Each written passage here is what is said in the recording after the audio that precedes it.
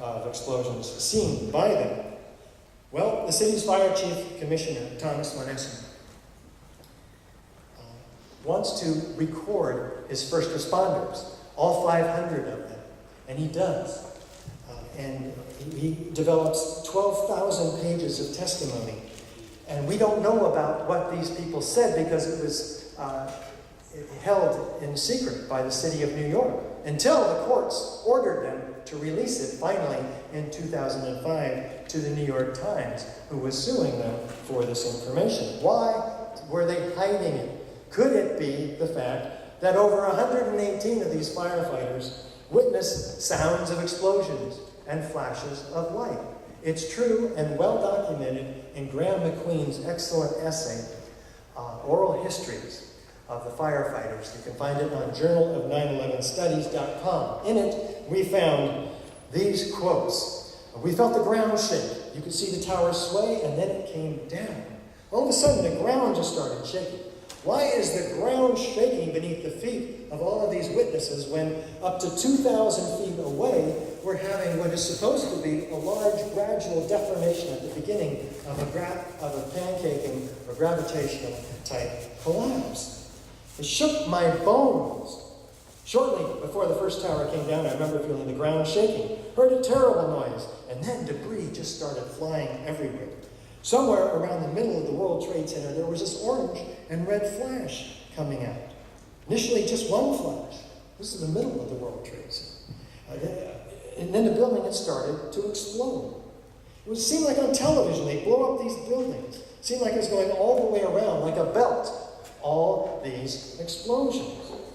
Let's take a look and see if there's any resemblance between a known controlled demolition and the destruction of building, the North Tower, Building 2.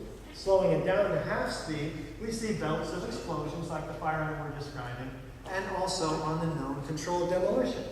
It could be that we have somewhat of a typical controlled demolition from the point of jet plane impacts up, causing that building to fall as fast as it did. And we'll see how fast it fell. It's pop, pop, pop. I heard that friggin' noise. That's when I saw the building coming down. Saw a number of brief light sources being emitted from inside the building, between floors 10 and 15. I saw low-level flashes. Well, let's take a look at this short clip, which documents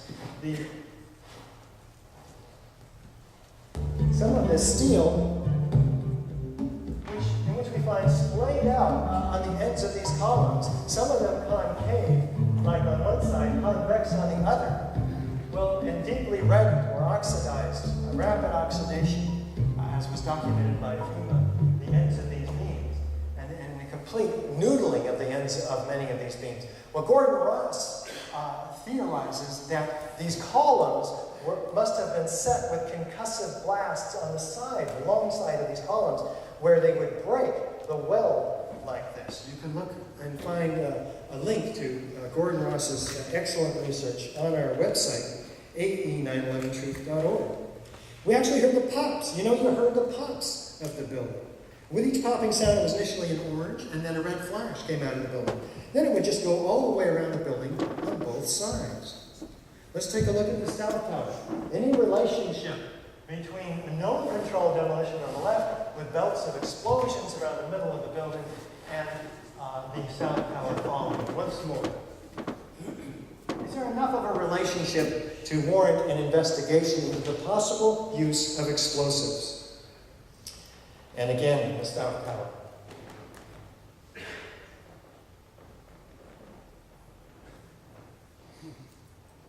I saw a flash, flash, flash. Then it looked like the building came down. I thought the terrorists planted explosives somewhere in the building. That's how loud it was. A crackling explosive. Loud boom at the upper floors. Then a series of smaller explosions appeared to go completely around the building, the upper floors. Before it came down, I saw low-level flashes. Did you see any flashes? I said, yeah. I thought it was just me. I said, I saw them too. What did these guys experience? We started floor by floor instead of popping out. It was if they had detonated. Everyone ready to take down a building. All the way down. Let's listen to these huge heroes, these first responders. What do the news reporters and others at the ground say about explosions? None of which are a part of the official story after 9/11, the first day. Anybody who's ever watched a building being demolished on purpose knows that if you're going to do this, you have to get at the under infrastructure of a building and bring it down. The entire building has just collapsed, as if a demolition team set off. When you see the old demolition, the old building, it's folded down on itself, and it is not there anymore. At 10:30, I tried to leave the building, but as soon as I got outside, I heard a second explosion and another rumble. A huge explosion now raining debris on all of us. And all of a sudden, there was this big explosion. There was another big explosion. An hour later than that, we had that big explosion from much of... This gentleman's about to experience the destruction of the second tower. Watch carefully his body language, and ask yourself, is this indicative of a gravitational collapse beginning to happen probably 2,000 feet away from him? Or is it something else? I don't know what on earth caused that. People were just standing around, talking to each other, nodding their heads.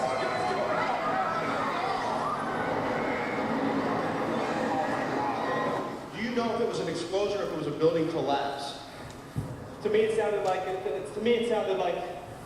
explosion, but it was a huge explosion. Chief Albert Turry told me that he was here after the events that took place this morning. He tried to get his men out as quickly as he could, but he said that there was another explosion which took place. And then an hour after, there was another explosion in one of the towers here. So according to his theory, he thinks that there were actually devices that were planted in the building. It just went boom, it was like a bomb went off. And it was like holy hell coming down upstairs.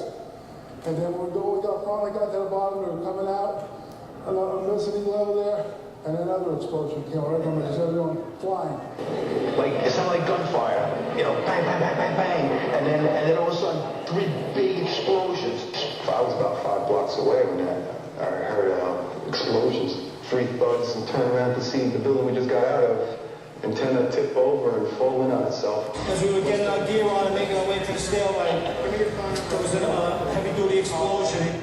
What's wrong with the reporting all of this information? Why is it being kept a secret? What's wrong with reporting the relationship, if you see any, between known natural explosions, in this case the volcanic eruption in the Tongan Sea, and a known acknowledged explosion, and the development also of these upward, outward, arching streamers, the geometry of fireworks, incredible dispersion of pyroclastic-like clouds with this cauliflower-like formation. Is there enough relationship to warrant an investigation into the possible use of explosives? Speaking of explosives, how would somebody have gotten into the World Trade Center and planted explosives? After all, there were tens of thousands of occupants in these buildings. Well, let's take the floor plan and take a look at it. We'll enlarge the elevator core here, and the first thing we note is that we have the elevator shafts immediately adjacent to all of the core columns and beams in the building. So if we had access to those elevator shafts, we would have access to those core columns and beams in the building. We could plant those explosives. Of course, you might need, in fact, no one would even see you, the occupants of the buildings, but especially if you had the guise of an elevator modernization, interestingly enough, which was going on the 9 months prior to 9/11, documented very well in Elevator World, March of 2001, where Ace Elevator had the contract, and 85 employees of Ace Elevator fled when the first planes hit. They were supposed, it was quite a scandal documented by USA Today, they were supposed to stay and help the firefighters rescue the victims, being experts in these delivery systems for these rescues. Now, of course, you don't need miles and miles of wire. The local remotely controlled wireless devices can be set off from a computer located anywhere. So we have the North Tower. Let's just take a look. This is quite fascinating. We'll start off. Look at the overall explosiveness of this building. First, we'll take a look later at this incredible lateral ejection of these columns and the pyroclastic clouds. What I want to do is zoom in now and look at a series of explosions right here occurring, and then over here, and then beginning straight down at 2/3 of free-fall acceleration was documented by physics teacher David Chandler. What we're going to see now, keep your eye focused here, there's no downward movement until more than half of this 15-story section above the point of jet plane impacts has destroyed itself. The volume has decreased. Very interesting. No movement from here down until now. We're talking about the distance between this red line and this green line. That portion of the building is not available to drive the rest of the building down. It's destroyed itself. And yet we're told the whole theory here is the tremendous weight of that building component was responsible. Let's take a closer look even. We have already a start and stop. These belts, like the fireman described, like the belts of explosions wrapping all the way symmetrically around the building. Even though we have asymmetrical damage from the airplanes, asymmetrical damage from the fire, we have almost complete symmetry here in the destruction of this building. It looks like an engineered phenomenon. And then fire is being pushed out of the building. Now, let's look underneath.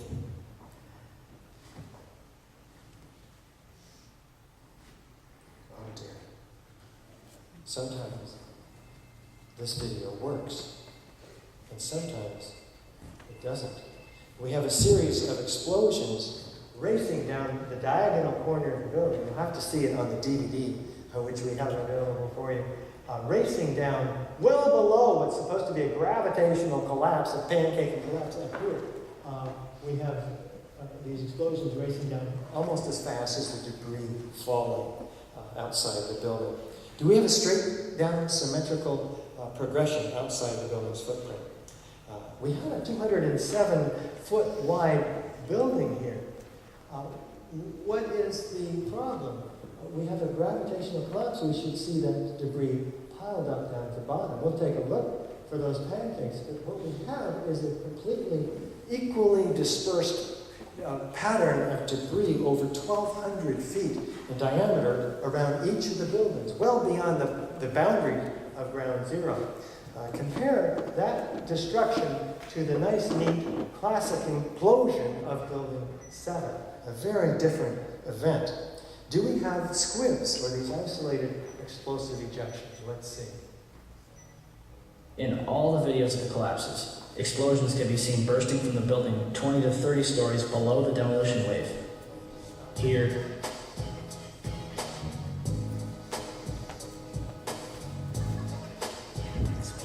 here,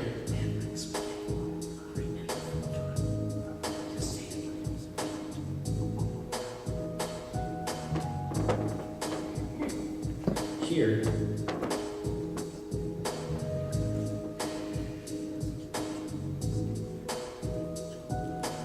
here,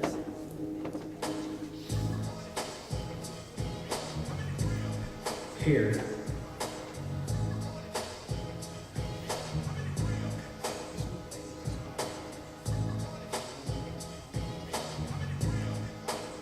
and here. What's the problem with these isolated explosive ejections? Well, NIST claims that these are puffs of air being produced by the massive building section driving the air down the elevator hoistways, and it's got to come out somewhere, right? Well, first of all, that building section has destroyed itself in the first 4 seconds. There's nothing to push the air down. So these are pulverized building materials. You can see the solids coming out of the building. In addition, we have the videos and we calculate their speeds. It's 160 to 200 feet per second. These are propelled only by explosives. And they occur 20, 40, even 60 stories down below. How can that air get all the way down there? And focalized ejections. Let's say this is the open office planning, right? 60 feet long, and that's the elevator hoistway in the back. And that air is going to come whooshing down and through the elevator, filling the room fairly uniformly with air pressure. And if it blows any windows out, it might blow them all out, right? Not these highly focalized, pinpoint accurate, geometrically precise, violent ejections occurring between the corners of the buildings. These can only be explosives. Let's track a couple of them, in fact. As the south tower begins to explode, we track two squibs near the bottom of the frame. They shoot out quickly at first, then slow and merge in with the rest of the dust cloud. Using the first two data points, we see the first squib shoots out at 44.98 meters per second, or about 100 miles per hour. Doing the same for the second squib, we get a speed of 56.3 meters per second, which works out closer to 126 miles per hour. 126 miles per hour instant ejection of these squibs outside of the footprint of this building. These are propelled only by explosives. Near free fall acceleration. Let's see how fast this building comes down. Galileo's law of falling bodies calculates the time in which an object will travel a certain distance in complete free fall. Distance, d, equals 16.8 times time in seconds squared. The South Tower was 1,362 feet tall. 1362 equals 16.08 times 84.7, or 9.2 seconds.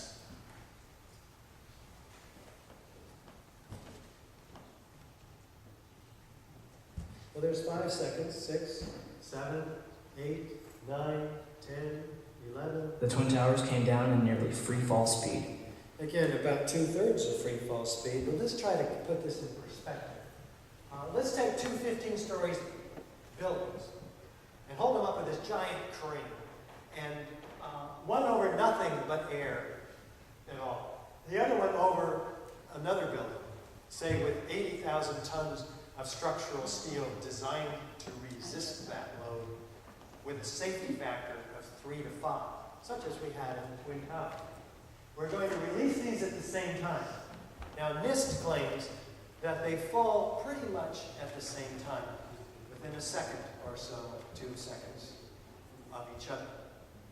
How many of you think that is likely?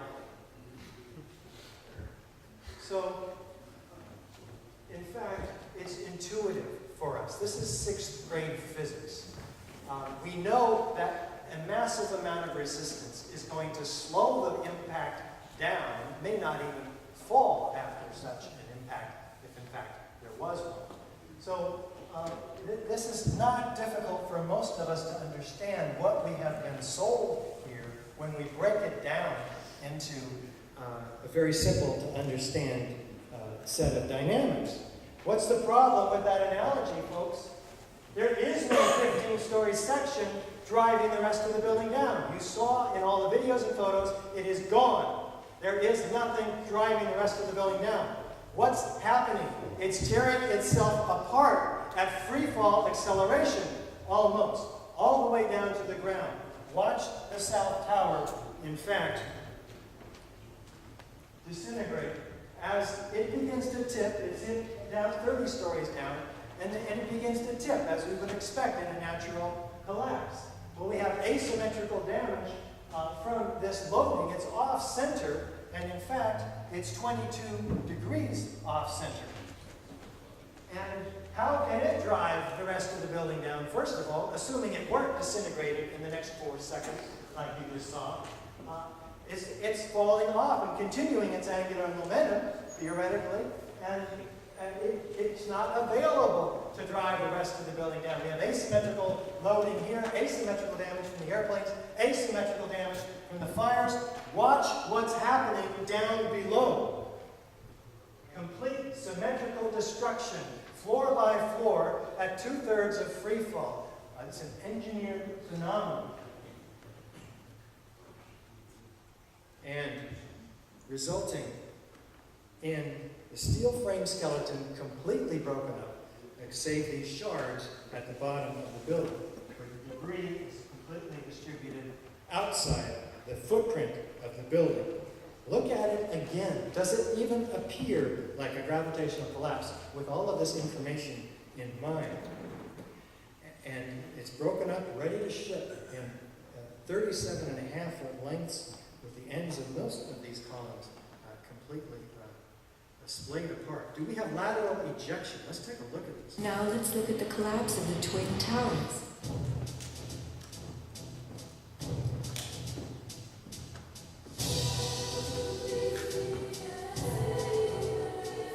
We are seeing explosions rather than implosions, a first in demolition history. A sequenced rumble becomes a roar as debris is thrown outward. The damage is not contained. Windows are blown from neighborhood buildings. What kind of energy enabled this? Here, a chunk of steel was flung 400 feet, wedging itself deep into 3 World Financial Center on Vesey Street. A feeble photographer taking pictures of Ground Zero wondered why so many steel beams were jutting from neighborhood buildings. What shot pieces of the towers all the way across the street? Well, we're getting some idea what that might have been, but they landed 600 feet away on top of the winter gardens. What could have caused that? And where did they come from? They came from the mechanical floors, these particular pieces right here, which were the heaviest floors with 12-inch thick concrete and massive beams designed to support the mechanical equipment. We would expect in a gravitational collapse some of that debris to drift to the side, but we'd expect it to come from higher up. But through presumably more explosive force required to break up the mechanical floor, these elements easily went the farthest. And in fact, let's take a look at the physics of this. Girders weighing several tons were found 600 feet from the base of the North Tower. How fast they were ejected depends on where they originated. Eric? If they came from high in the building, they were thrown outward at about 50 miles per hour. If they came from lower down, the speed had to be even greater. Gravity alone cannot account for such high lateral ejection speeds. Oh, well, what can? Using special software, we can analyze motion on video clips frame by frame. I have placed markers on each frame so we can track a particular projectile. From the markers, we can get a data table and plot various graphs. The data here shows that the object we were tracking was shot horizontally at over 70 miles per hour. The energy needed to hurl a 4-ton girder at this speed is comparable to the energy needed to hurl a 200-pound cannonball 3 miles. Well, that's a lot of energy, and it's a lot of girders. Where did the energy come from? And where are the pancakes? We had 110 floors, each an acre in size, with 4-inch thick concrete and 5-inch thick concrete over metal decking with floor trusses supporting them. We're looking for 110 acres of this material down at the bottom of what we're told was a gravitational collapse. Where is it? We have a 7-story lobby here. It's only, if that, half full. Let's take a look. We have a couple of stories in the photos and videos of core columns, perimeter columns, aluminum cladding. Where are the pancakes? We're looking for pancakes in a gravitational collapse. In fact, Tom Patrizio, who brought these floor systems originally in the 60s to the site, came back and helped them clean up, because I couldn't believe it. Not one floor panel. Do we have pyroclastic-like clouds of pulverized concrete? Well, where is the concrete?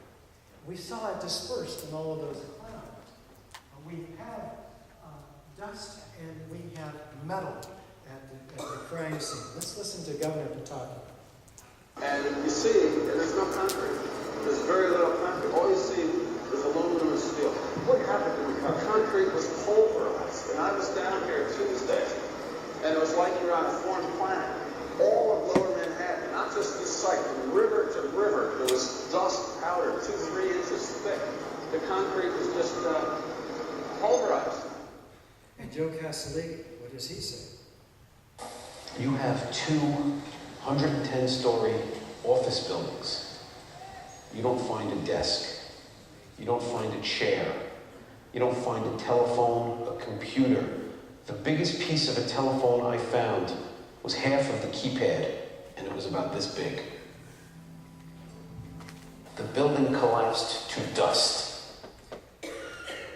And this dust made it all the way across the river to New Jersey, laying a fine blanket 4 to 12 inches thick through all of Lower Manhattan, composed of 100 micron or so size particles of concrete.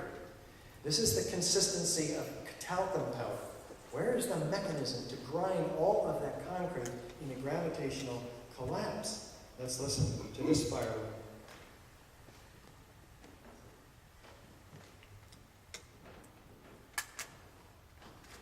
Oh, dear.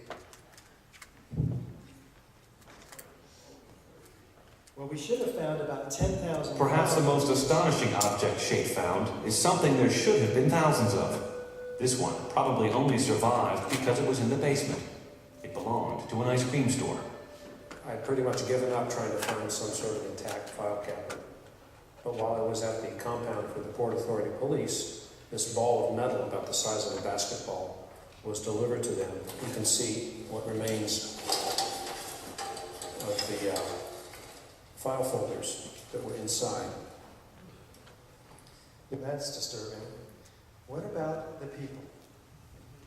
In April 2006, New Yorkers were distressed to learn that bone fragments, human remains from 9/11, had been found on the roof of the nearby Deutsche Bank building. And how, in God's name, did those fragments get there? And bone fragments less than a centimeter long.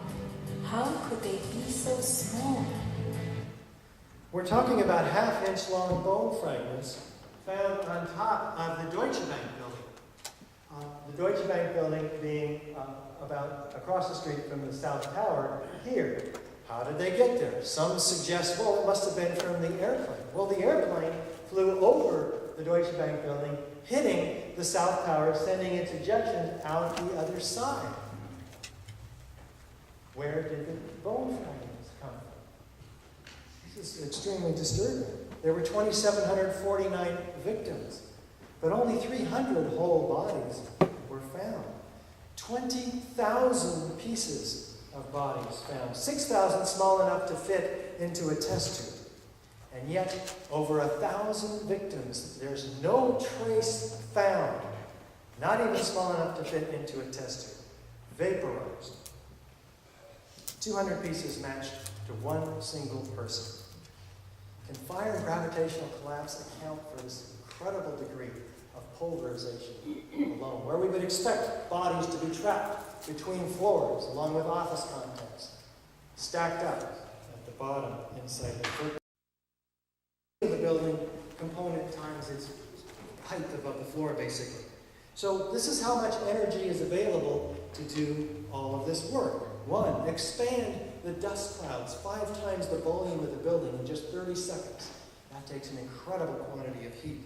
And that is well over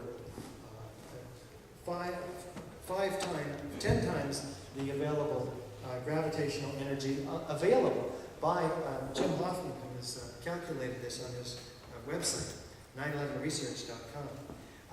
It has to create these several tons of molten iron, probably alone 20, 30 times the gravitational potential energy, just to melt all of that substance, iron.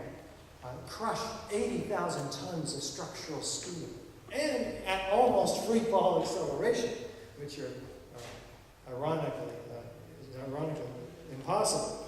Pulverize 90,000 tons of concrete, most of which to 100 microns. It just can't happen. We talked about the iron-rich microspheres in the dust, pools of molten iron, chemical evidence of thermite, This is all direct evidence, is it not, of explosive controlled demolition.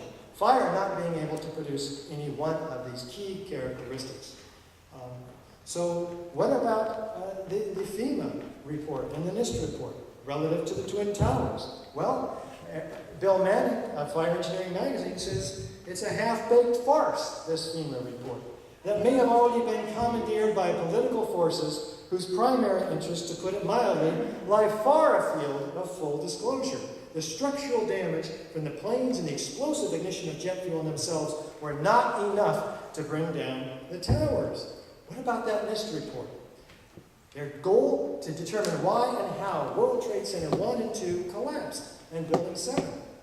But they very clearly outline their objective here, and it betrays their investigation. They say the focus of the investigation was on the sequence of events from the instant of aircraft impact to the initiation of collapse for each tower. To the initiation of collapse, it doesn't actually include the structural behavior of the tower after the conditions for collapse initiation were reached. Why not? Why would you take a $20 million investigation with a half a dozen or a dozen structural engineers who are designed to calculate the ability of the building below to resist the structure above and stop it? Because had they gone any further, they would have had to account for the massive, overwhelming evidence of explosive controlled demolition that begins at that point. They had to stop there. They had to fill the 10,000 pages full of modeling of airplanes and discussions of how hot this fire got and what it did or didn't do to the steel, all of which is irrelevant. What was the report called? Final report on the collapse of the World Trade Center towers. There is no analysis on the collapse. They should have called it the final report on the initiation of collapse. And they even document, in fact, that in 20,000 pages, they speculate in one half of a page what happens after that point.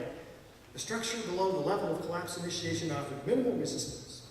The large building mass far exceeded the capacity of the intact structure below to absorb that. Came down at essentially free fall speed.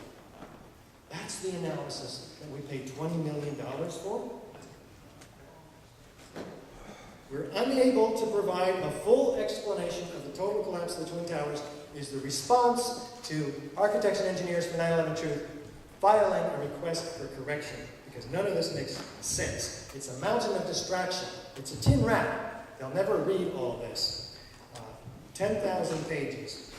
And prompting Jim Hoffman to cite Building a Better Mirage in his 3-year, $20 million cover-up of the crime of the century, in which he documents numerous unfounded assumptions, startling omissions, outrageous lies, and fudged computer simulations. What is the NIST report? And you can read all of that in Jim's excellent article on his website, WTC7.net. If the report has the support your fire hypothesis, falsify it. That's what we're talking about. In fact, NIST's own fire safety chief, Dr. Jim Quintier, cites that, let's look at real alternatives after he quit, that might have been the cause of the collapse of the Twin Towers. Any whistleblowers? Sure. Here's one, Kevin Ryan, fired from his job at Underwriter Laboratories, having documented that NIST hired Underwriter Laboratories to produce some scientific results, which we did not see in National Geographic Special, in which under laboratory conditions, they light a 2,000-degree fire under this mock section built to mimic the structure of the Twin Towers with twice the known amount of loading on top. Did it fail? No. It sagged only 3 inches. What does NIST do with this experimental data? They throw it out, citing a 42-inch sag, 10 times the amount of sagging. And what kind of scientific method are we talking about here? Experiments don't support the fire hypothesis. Ignore them and create your own data. That's where our tax dollars are going. What do the experts say about the collapse of the Twin Towers? The other experts, the one we didn't see on mainstream media. Well, here's Van Romero, who initially, before receiving a sizable grant from the federal government anyway, cites that these are effects of It's too methodical to be a chance result of airplanes colliding with structures. After the airplanes hit the World Trade Center, there were some explosive devices inside the buildings that caused the towers to collapse. Mike Taylor, a demolition expert, looked like classic controlled demolition. Collapse of the World Trade Center mirrored the strategy used by demolition experts. Explosions at the higher floors enabled the collapse to gain downward momentum. And one of the 30 structural engineers signed on to our petition demanding a real investigation, Ron Brooklyn. Explosive clouds of dust and debris moving horizontally and vertically upward as the collapses of World Trade Center 1 and 2 are just beginning, doesn't look anything like a heat-induced gravitational collapse mechanism.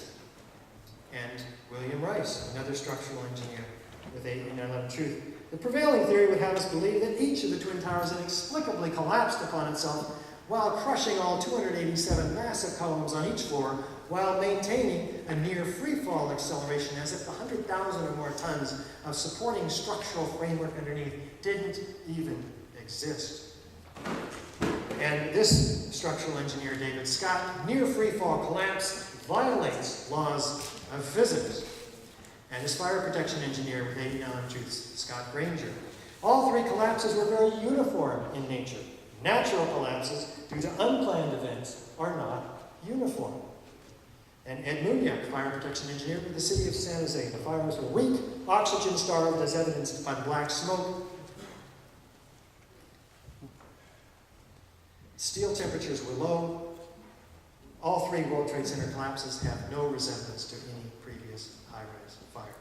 And Mathis Levy, who later joined the FEMA team, but earlier stated this. If you've seen many of the managed demolitions where they implode a building and they cause it essentially to fall vertically because they cause all of the vertical columns to fail simultaneously. That's exactly what it looked like, and that's what happened. Fascinating. Did you look for evidence of that when you joined the FEMA team? No, nor did Ron Hamburger, a San Francisco structural engineer, who initially said it appeared to me that charges had been placed in the building. Let's listen to David Ray Griffin sum up this evidence. These facts taken together render the likelihood of the official theory essentially zero. In fact, each of the 10 phenomena, the likelihood of it occurring without explosives being used is by itself essentially zero. But let's be generous and suggest maybe there's a 1% chance that these things could occur. Virtual free fall speed, straight down, enormous amount of dust. 1% chance. But when you figure out the probabilities then, when you say how many, 2 of them would occur, 3 of them would occur, by the time you get up to 10 of them occurring without explosives, you're talking about the likelihood of 1 in a trillion. Wow, that's quite. Those are quite odds. Let's take a look and see. I'll ask you: have we shown direct evidence of explosive destruction with each of the 10 key characteristics, none of which can be explained by fire, along with supporting documentation? And is this proof of controlled demolition? I'll just ask once more, how many of us believe that these Twin Towers were brought down by fire according to the official story and jet plane impacts? 1, and 2, 3, thank you, gentlemen. And how many are unsure still? 1, 2, 3, 4, 5. Unsure. And explosive controlled demolition? And the rest of you. Okay, so anyway, thank you very much. For the record, we started out with 15 who believed the official story, and we have 3 remaining. We started out with 36 who were unsure about the evidence, and only 5 unsure afterward. So that's fairly compelling. What's the problem here? I'll take your questions just at the end when we finish up here. This information implies, right, some sort of inside job, because, we don't know who did it, how they did it, why they did it. That's not our focus. Others have done some research into this, but it's unlikely, right, that Al-Qaeda had access to these highly secure buildings or access to this very, very sophisticated military-grade nanothermite material. So we're immediately thrust into some extremely uncomfortable space inside of our heads, right? Our worldview is not put together to just immediately deal with the effects of this scientific, rational data. We're more likely to go by our emotional conditioning and ignore it, which is why many of you and myself have had such difficulty explaining some of this information. People won't even start to look at it. They won't give you the time. Once they do, though, 90% of people are convinced at all of these presentations we do across the country. And the people that aren't have some difficult issues to resolve. And we're likely to go into paralysis, perhaps, fear. We come up with good questions, but designed perhaps to avoid examining, dealing with the effects of this evidence. Questions like, our government wouldn't do this to us. Well, I didn't say that your government did this to you. We don't know who did it to you. Somebody did it, right? And this is very difficult. It's of course, requires a very important series of steps to find out a real investigation with subpoena power, taken under oath. That kind of investigation, which we didn't have with the 9/11 Commission report, might actually get to the root of who may have done this. I would have heard about it by now. Well, you are hearing about it now. You know, I didn't hear about it until 3.5 years ago. And it hit me like a 2x4, as I mentioned. Why might we not have heard about it? Well, we'll look at the mainstream media in a moment. But another reason is this is a traumatic shock to the American psyche. And it's not dissimilar from abuse in a family, where for decades that abuse goes untalked about, undealt with, and finally somebody talks about it, and the whole family rails against them, as if they're pulling out the rug from the entire family structure. And indeed, that's what's happening now in America, as millions in the 9/11 Truth Movement are waking up, slowly but surely, the rest of this country to these realities, starting with the science-based forensic evidence, and then dealing in turn with the other elements surrounding, the hijackers, the put options, the standing down of NORAD for an hour and a half while these planes were unmolested, the confessions of Osama bin Laden versus the non-confession that he also did. All of these pieces and much more is developed very carefully and researched in David Ray Griffin's 7 works that we'll show you. But you might also say, well, I'm not an expert in controlled demolition.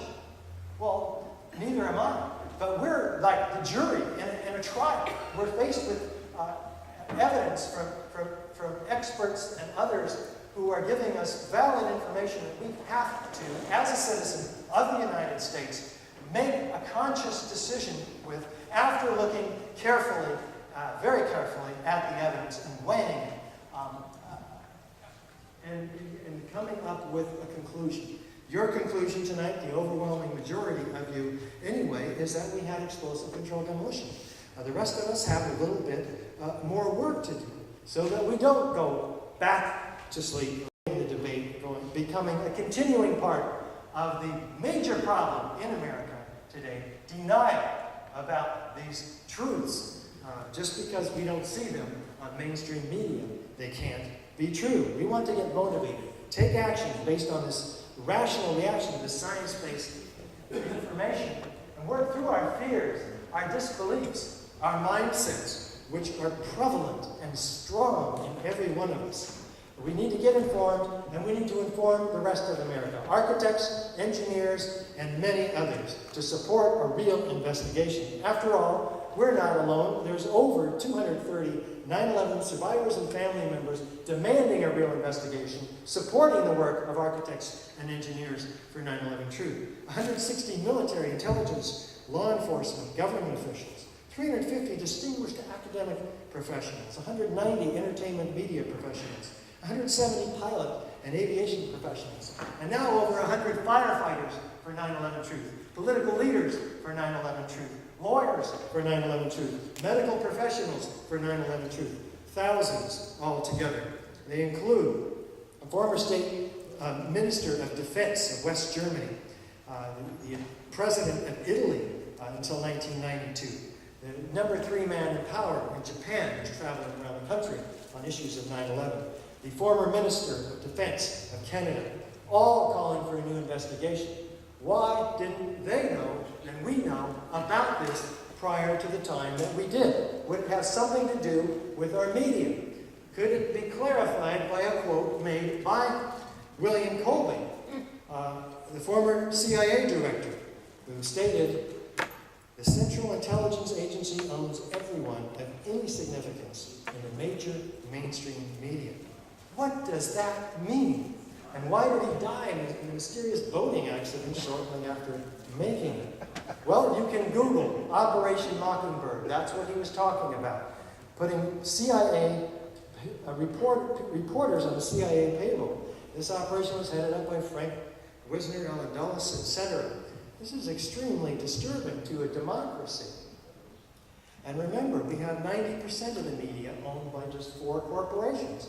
By the way, who sits on the boards of those corporations? The same individuals sitting on the boards of the corporations of the defense industry, the oil industry, the insurance industry, the banking industry, all of whom, by the way, this is a fact, benefited enormously financially from the results of 9/11. This media manipulation and censorship is documented quite carefully in Project Censored's censored stories, the 25 top censored stories from the mainstream media and truth movement. The questions raised are numerous and ominous that must be answered in a real investigation. We have to follow up. We provided DVDs for your help. We have 2 different kinds of DVDs. We have the 2-hour research edition, which is tonight's presentation. It's $20. We have an abridged version with 10-minute, 30-minute, and 60-minute versions on it, along with David Chandler's excellent short analysis from the internet. And together you can get them for $30. We also have Dr. Stephen Jones' excellent lecture describing the 27-page peer-reviewed paper on the superthermite, the nanothermite. So that's available as well to you. If that is too much, we have the envelope versions for $10 for you as well. And there are cards in the back that you can hand people that you want to talk to but haven't known how to talk to, perhaps. Because we make it actually quite easy for you. You hand these cards, they have all the evidence listed right there, and you can simply say to them, what do you think about this? There's 900 architects and engineers calling for a new investigation. Are they all conspiracy theorists? Help me understand this. You don't go up to somebody and say, hey, I'm a conspiracy theorist, and this is my favorite conspiracy. What do you think? No, give them the evidence, the science-based forensic evidence. We've made it very easy for you to do. Email the link, Architects and Engineers for 9/11 Truth, to every architect and engineer you know. 9/11 Mysteries is available in the back too. We've seen some excellent clips from this very carefully put together documentary. David Ray Griffin's excellent books, 7 of them now, including The Mysterious Collapse of World Trade Center Building 7. Loose Change Final Cut is out, An American Coup, and it is excellent, full of good information. So we're asking everyone to ask questions and demand answers, to wake up America. We are asleep at the wheel. Let's find out who's driving, and then you must decide for yourself. Several questions, but let's get writing. Let's get active. Turn your confusion, perhaps your anger, into action by writing newspapers, calling the radio's talk show hosts, getting them to deal with the subject of 9/11. And everyone can sign our petition calling for a new congressional investigation, particularly the architects and engineers in the that we have here assembled. Stand up and be counted. Sign right here on the website, or preferably on the petition in your packet that you have. We also have 80,000 New Yorkers, by the way, signed on for demanding a new petition, fighting a legal battle to force the city to obey the will of these 80,000 signatures. So you can support them as well. Support us by becoming a sustaining member as well. If you believe what we're saying tonight, then you know that your country is in deep trouble and you're extremely concerned about your future as well as the country. You've learned today by your own experience that we, 18 Truth, are making a huge difference in 9/11 awareness across the country and indeed the world. But we can't do it alone. Those of us volunteers at 18 Truth are dedicated to speaking the truth about this evidence and saving our country. We've made personal, deep, significant personal and financial sacrifices. Now we need you. The 401k is being drawn down. I've been supporting this organization for quite a while, and we've got to have your support. Only if you agree with and want a new investigation, agreeing with us. So let's dig in and work this out together. We're a nonprofit organization dedicated to bringing this explosive evidence and technical truths to light. So show us that we're not alone. Help us make this organization an extremely effective tool for major change. Help us develop the tools and strategies to reach the rest of the building professionals, supporting our full-time volunteers, helping us to make history and break into mainstream media this year and next. Help us to get the vinyl banners, the DVDs, the brochures into the hands of the real heroes of the 9/11 Truth movement, the people willing to get the message out onto the street. We are Change, Truth Action, Project for a New American Citizen. Support our efforts to speak in every major and minor city throughout America. We have to grow to over 1,000 architects and engineers this year. For as little as $10 a month, you can make a real difference in this organization. There's a giving level for every one of you. If you have a job, you can support us at $10 a month. If you have a really good job, support us at $100 a month. We have several people doing that, and we need your help along with them. So go here on the website or sign the back side of the petition and turn it in, please, in the back. After all, we may not have the luxury of time. If they planned and executed 9/11, whoever they are, then they can plan and execute another one. And all indications are that they are doing just that. Curiously enough, Zbigniew Brzezinski himself, former National Security Advisor, actually warned the U.S. of such a future false flag attack planned by the former Bush administration. Well, that's what we'll have more of if we allow the truth of 9/11 to be swept under the rug of history. More false flag attacks on Americans. More wars around the world, with millions more killed. More economic manipulation and worsening financial crisis. More loss of our civil liberties, and of course, we become a whole lot less safe.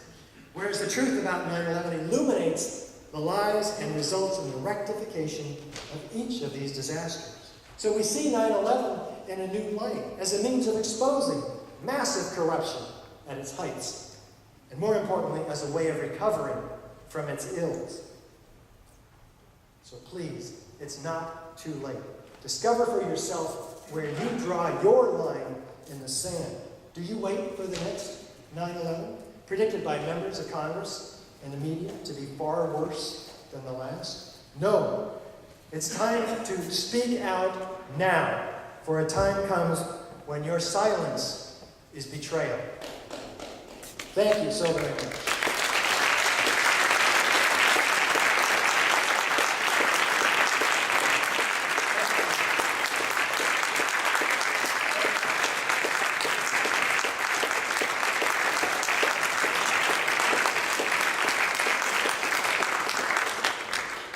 Thank you so much, Richard Gage. We have a very limited time, 5 to 10 minutes at the very most, for just a couple of questions. Please join us at the Casablanca restaurant, which is down Church Street. Go to the end of Church Street, 1-2 minute walk. Look a little left across the street. That's Casablanca Restaurant. Please join us there. We'll meet at Casablanca Restaurant. So there's a microphone over here. We'll have the first question here. Go ahead. No questions here? We'll come over here next. Here first. Yes, I'd like to begin by mentioning that the organization you mentioned at the end, working in New York City to get a ballot initiative question, apparently they've experienced a setback. Their website is nyccan.org. Apparently a judge has ruled against them, and they're trying to decide whether to appeal. My questions for you relate to the response within the community of architects and engineers. I wonder what amount of buzz there is that has come about as a result of the analysis and discovery that you've done. How many articles are being written, whether this is a topic that's coming up at conferences, whether there's a sort of political phenomenon underway here. I wonder also, as a student, I worked for the Department of Civil Engineering at the University of California, Berkeley, in the Structural Engineering and Structural Mechanics Department. I know they do fire work there. I'm wondering whether you've had any interactions with them about research on these kind of topics. With who? SESM at Civil Engineering, UC Berkeley. I'm not familiar with them, but as a structural engineer yourself, what do you think about this evidence? I was in computer science. I just did some computer work for them, so I don't have any background in those areas. Well, relative to your first question, there's a number of very technical articles documented on our website and at the Journal of 9/11studies.com. And so please avail yourselves of that information. Did I answer your question? Well, I'm looking more for the sort of spirit of inquiry within the community of architects and engineers, whether there is conversation happening openly, whether I'm sure there's speech. I'm sure there aren't many other people who have allowed this issue to sort of overwhelm their lives as it has for you. But are there people who are actually trying to get this onto the agenda in conferences? And lastly, I heard the debate you had with Leslie Robertson at... Stephen Jones had a debate with Leslie Robertson. Do you have any feelings about why he's so resistant? Oh, well, Leslie Robertson is a foremost structural engineer, and of course the structural engineer of the World Trade Center Towers. And he's in a very difficult position, needless to say. He works among the richest people in the world, as do the people who perform controlled demolitions in this country. They are not in a position to tell the truth whatsoever. They are sure to lose the clients that they have. And so you can actually hear that in the voice of Leslie Robertson and there's in this debate with Stephen Jones, which he just basically doesn't even know how to deal with the evidence presented to him by Stephen Jones in that debate. That debate is available as a link on our website at ae911truth.org. Thank you. Thank you. Yes. Yeah, with the interests of communication, which is the real problem, there's a mind lock between those who know, those who understand, and those who try to speak to the general population at large. I think we really need to use the humor factor. And number one is that the parody of the science being turned on its ear by this NIST report, that we could make a case to a parody to get people out of these large buildings because they fall from little fires.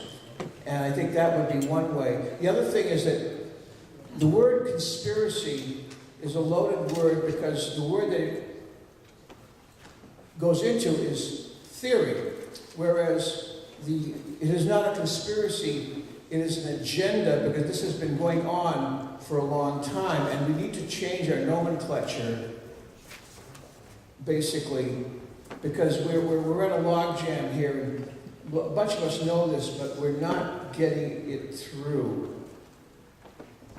And I think I would like to see you spice up your presentation in a more commercial manner. I would like to see a break and have some defense contractors and demolition contractors make up some parody advertisements like it was a commercial movie or something like, or like we're watching TV. I think you're missing that aspect of it. That's a creative idea. Thank you very much. Let me address conspiracy theories. This term is used derogatorily to put down a whole group of people that are questioning, with real questions, the official story. It's done again and again and again. Oh, conspiracies, JFK, Martin Luther King, Robert Kennedy, JFK Jr. And let's be clear, first of all, that the official story is a conspiracy theory in and of itself, where 19 fundamentalist hijackers conspired, right? So let's have a real debate where we don't call each other names. We just deal with the science-based evidence, point by point by point, instead of these auxiliary terms that do the debate no good whatsoever. You'll hear this again and again. In fact, you heard it on National Geographic, Science versus Conspiracy, where, they have the science, of course, we have the conspiracy. When we presented all of the science to National Geographic, they showed none of